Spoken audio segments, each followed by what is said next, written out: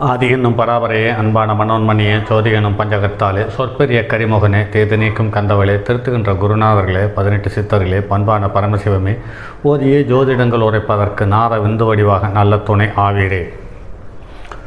உலகில் உள்ள தமிழ் பேசும் அனைத்து நல் உள்ளங்களுக்கும் மற்றும் ஜோதிட சார்ந்தவர்களுக்கும் மூத்தவர்களுக்கும் ஆர்வலர்களுக்கும் மற்றும் இந்த காணொலியை காணும் உங்களுக்கும் ஆஸ்தோராஜின் இனிய நல்வணக்கங்கள்.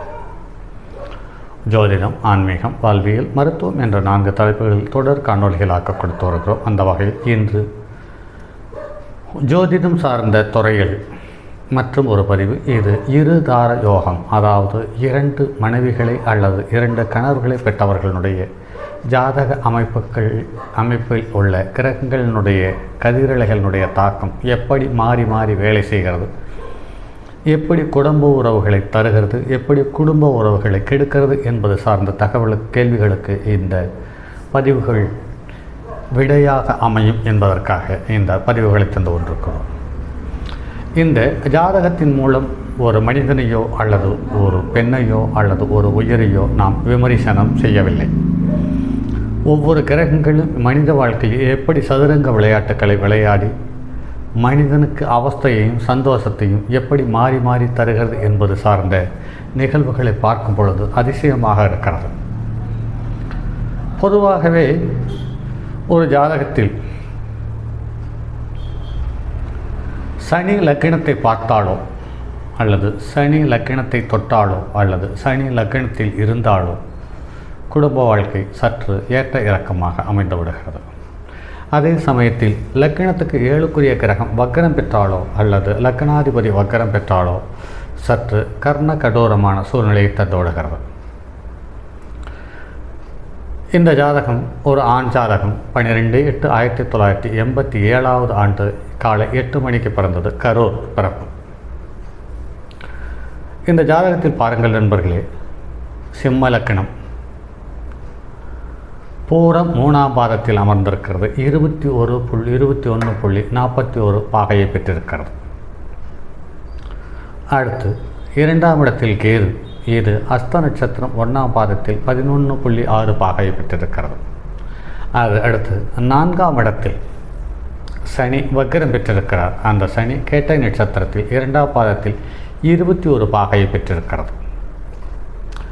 அடுத்து லக்கினத்துக்கு 8வது இடத்தில் சந்திரன் பூரட்டாதி நட்சத்திரம் 4ஆம் பாதத்தில் இருக்கிறது. 2.27 பாகையை பெற்றிருக்கிறது. அடுத்து ராகு உத்திரட்டாதி 3ஆம் பாதத்தில் இருக்கிறது. 11.6 பாகையை பெற்றிருக்கிறது. அடுத்து குரு அஸ்வினி நட்சத்திரம் 2ஆம் பாதத்தில் 6.3 பாகையை பெற்றிருக்கிறது. சுக்கிரன் ஆயில்ய நட்சத்திரம் 2ஆம் பாதத்தில் 22.14 பாகையை பெற்றிருக்கிறது.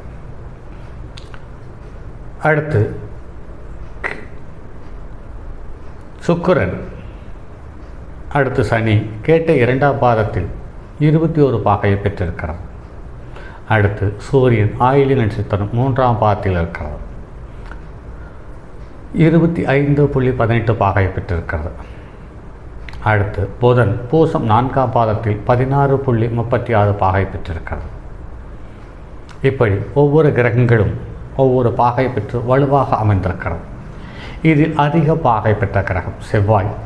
இது லக்கினத்துக்கு 12வது இடத்தில் இருக்கிறது. அதாவது புதனுடைய நட்சத்திரத்தில் இருக்கிறது. 4க்குரியவன் 12க்கு போனதனால் இவருடைய குடும்ப வாழ்க்கை சற்று ஏற்ற இறக்கமாக அமைந்துவிட்டது. அதே மாதிரி தாயினுடைய உடல்நலம் அவ்வளோ சிறப்பாக இல்லை. இங்கு 4ஆம் இடத்தில் சனி இருந்து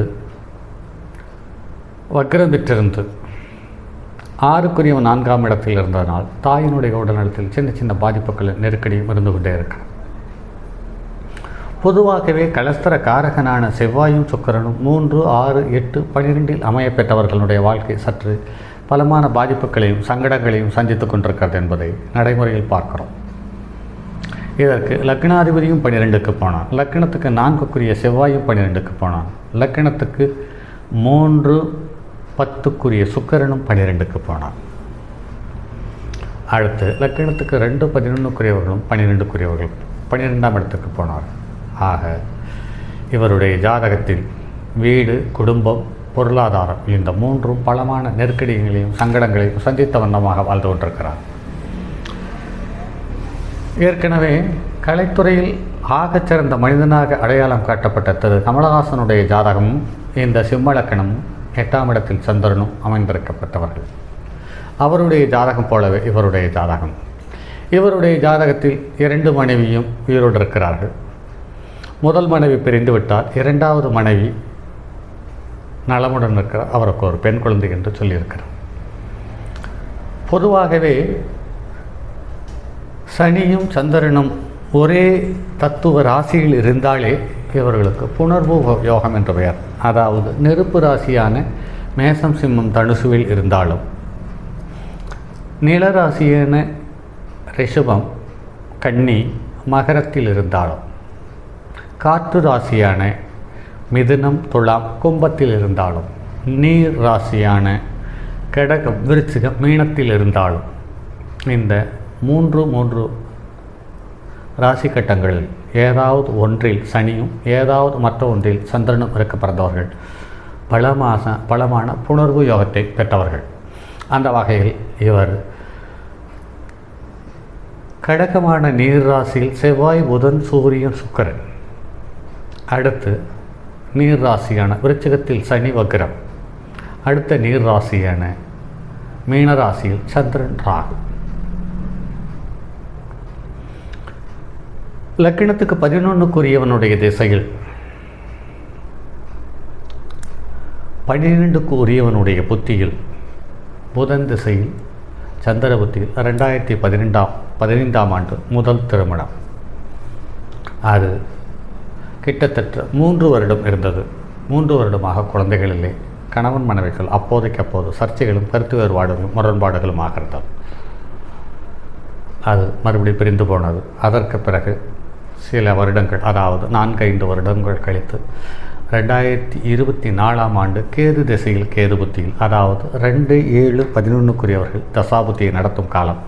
வாழ்க்கை துணையை சந்திக்கிறார்கள், அல்லது வாழ்க்கை துணையோடு வாழ்கிறார்கள், அல்லது வாழ்க்கை துணையை தேர்ந்தெடுக்கக்கூடிய காலம், அல்லது திருமணம் நடக்கக்கூடிய காலம் என்று பார்க்கும்போது 2-7-11க்குரியவர்களுடைய தசாபுத்தியும் 2-7-11இல் இருப்பவர்களுடைய தசாபுத்தியும் வாழ்க்கையை மறுசீரமைப்புக்கு உகந்த சூழ்நிலை தந்து 2வது வாழ்க்கையை தொடங்கி வைக்கிறது என்பது நடைமுறையில் பார்க்கிறோம். ஒரு ஜாதகத்தில் பாலுணர்வு கிரகங்கள் மற்றும் கலஸ்தர கிரகங்களான செவ்வாய் சுக்கிரன் 6-8-12க்கு போனாலும், அதே சமயத்தில் லக்னாதிபதி இவர்களோடு சேர்ந்து 6-8-12இல் போனாலும் இவர்களுடைய குடும்ப வாழ்க்கை பலமான ஏற்ற இறக்கங்களை சந்தித்து விடுகிறது. அந்த வகையில் இவருக்கு செவ்வாய் புதன் சூரியன் சுக்கிரன் 4 கிரகங்களும் லக்னத்துக்கு 12இல் போனது. அதில் செவ்வாய் பலம் பெற்ற கிரகமான சூரியன், அதாவது லக்னாதிபதியே 12க்கு போனார். அடுத்து செவ்வாயும் சூரியனும் கடகத்தில் இருக்க சனி விருச்சிகத்தில் இருக்கிறார். சந்திரனும் ராகுவும் மீனத்தில் இருக்கிறார்கள். ஆக நீர்வீட்டில் அதிகபட்ச கிரகம், அதாவது 4, 1, 5, 5, 2, 7 கிரகங்கள் நீர்வீட்டில் அமர்ந்து இவருடைய வாழ்க்கை பலமான பாதிப்புகளையும் சங்கடங்களையும் தந்துகிறது. ஒரு விஷயத்தை கவனிங்கள் நண்பர்களே. லக்னம் நெருப்பு வீடு, ராசி நீர் வீடு. லக்னத்துக்கு 6-8-12இல் போனாலே, ஜாதகத்தில் 6-8-12இல் சந்திரன் போனாலே வாழ்க்கையை ரொம்ப கடினத்துடன் கடக்க வேண்டிய சூழ்நிலையை தந்து விடுகிறது என்பது நடைமுறையில் எண்ணற்ற ஜாதகங்கள். இதில் மேலும் ஒரு பலகீனம் என்று பார்க்கும் பொழுது, குரு நின்ற வீட்டிலிருந்து 5-7-9இல் எந்த கிரகமும் இல்லை. ஆக வாழ்க்கையில் நிறைய அவமானங்களையும் சந்திக்க வேண்டிய சூழ்நிலை இருக்கிறது. அதே சமயத்தில் குரு எந்த ஜாதகத்தில் தனித்திருந்தாலும் பொருளாதாரத்தில் அவர்கள் சிறப்பாக வாழ்வதில்லை. அதே சமயத்தில் சந்திரனாக சேர்ந்திருந்தாலே, அது எந்த வீட்டில் இருந்தாலும் எந்த சூழ்நிலையில் இருந்தாலும் இவர்கள் ஒரு நல்ல பொருளாதாரத்தை பாதுகாத்து சேமிப்பதற்கான வாய்ப்பே இல்லாமல் போய்விடுகிறது என்பது நிறைய ஜாதகங்களில் கண்டிருக்கிறோம். இது நடைமுறையில் இந்த நண்பனுடைய ஜாதகம் பொருளாதாரத்தில் நெருக்கடியும் சிரமமாக இருப்பதாகவே சொல்லியிருக்கிறார். ஆக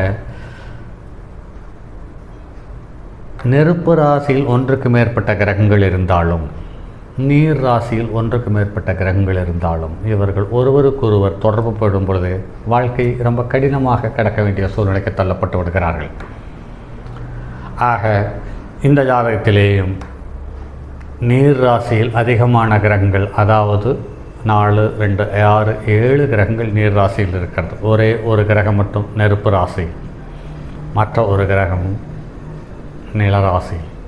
ஆக எந்த ஒரு ஜாதகமாக இருந்தாலும் ஸ்திர ராசியில் இருக்கக்கூடிய கிரகங்கள் யோகத்தை தருகிறது, அல்லது செல்வத்தையும் செல்வாக்கையும் அள்ளித்தந்து விடுகிறது. உறவுகளின் மேல் அதீத அக்கறையும் ஈடுபாட்டையும் தந்து விடுகிறது. உயர் பதவியிலே இருக்கக்கூடிய சூழ்நிலையும் தந்து விடுகிறது. இந்த ஜாதகத்தில் பாருங்கள் நண்பர்களே,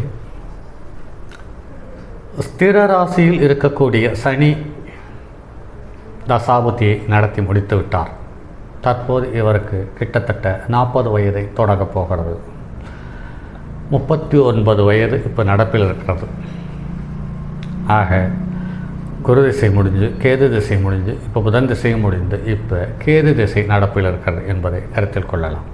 ஆக இந்த கேதுவும் பொருளாதாரத்தில் சின்ன சின்ன நெருக்கடியும், தாயினுடைய உடல்நலத்தில் சின்ன சின்ன பாதிப்பையும் சங்கடத்தையும் தந்து கொண்டிருக்கிறது என்பது நடைமுறையில் உணர முடிகிறது. சரி நண்பர்களே, மற்றும் அடுத்தது ஒரு பதிவில் சந்திப்போம். அதுவரை உங்களிடமிருந்து விடைபெறுவது உங்கள் அன்பு நண்பன் எம் ராஜரத்தினம். தங்கமான் மழுவோடேந்தி தன்மதி தலையில் கொண்டோன் மங்கையர் பதிக்கச் சொன்ன மாமூலி ஜோதிடத்தை இங்கு யாம் உரைப்பதற்கோர் இமை என்னும் பிள்ளை வராமல் காக்க செங்கன் மால் மருகன் யானைச்சரன் பதம் காப்பதாமே.